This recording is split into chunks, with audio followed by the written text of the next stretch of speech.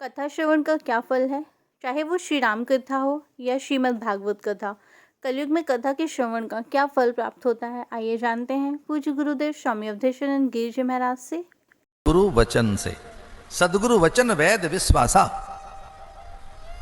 कहीं आप ध्यान से सच में ही कथा सुन रहे हो और खाली औपचारिकता न कर रहे हो आप, और केवल पुण्य अर्जन के लिए एक बहुत अच्छा कुछ कर लेते हैं, चलो नगर में कुछ अच्छा हो रहा है, उस सबसे हटकर सच में कहीं आप सीरियस हैं, सचमुच आप कथा सुन रहे हो, एक निष्ठा के साथ, विश्वास के साथ, एक चौकन्नापन आप में हो, कथा के लिए बहुत गहरी आप में जिज्ञासा और सजगता हो, बहुत सचेत होकर बैठे हो आप, तो ये मैं कहना चाहूंगा, श्रवण मंगलम।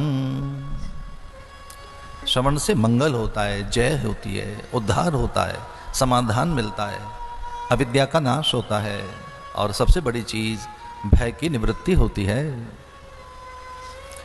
संसार में कहीं चले जाना, भय को कोई छीन नहीं पाएगा। भय तो तब दूर होगा जब भगवान सामने आए। अभयता कब आएगी, निर्भयता कब आएगी? जब भगवत सिद्धि हो जाएगी। जैसे प्रहलाद को हो गई तो भय कहां रहा? अगर किसी जीव के पास भय है, शोक है, चिंता उन्माद है, तो इसका अर्थ है कि भगवान नहीं है, बाकी संसार है। और कथा की जो फलश्रुति है, कथा का जो परिणाम है, कथा का जो पूरा पूरा फल है, वह भगवान है। इस कथा से धर्म सिद्धि होती है, विद्या का प्रकाशन होता है, सत्य की उपलब्धि होती है, आत्म साक्षात्कार होता है, और अपने जग और जगन्नाथ के संबंधों के अर्थ प्रकट होते हैं। अपने माने हम जीव, और ये जगत और जगन्नाथ, तो जगन्नाथ उसका जग और उसके हम, ये सब जीव।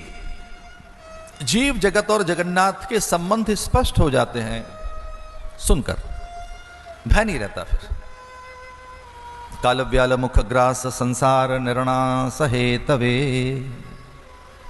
श्रीमद्भागवत शास्त्रम कलौ कीरेण भाषितम। ये जो महापुरुषों के मुंह से निकली है श्रीमद् भागवत कथा, वो पूर्व में भगवान शिव ने कही हो, अथवा श्री हरि से चतुरानंद ब्रह्मा ने सुनी हो, अथवा भक्ति ज्ञान वैराग्य की पुष्टि के लिए सनकादिक ने उसे कहा हो, ये सब उसका फल क्या बताया? कलौ कीरेण भाषितम। कलयुग में उद्धार के लिए इससे बड़ा कोई साधन नहीं, बस इसकी एक ही अपेक्षा है, और वो अपेक्षा है सुनो। Thank you for watching and please subscribe the channel and share the video.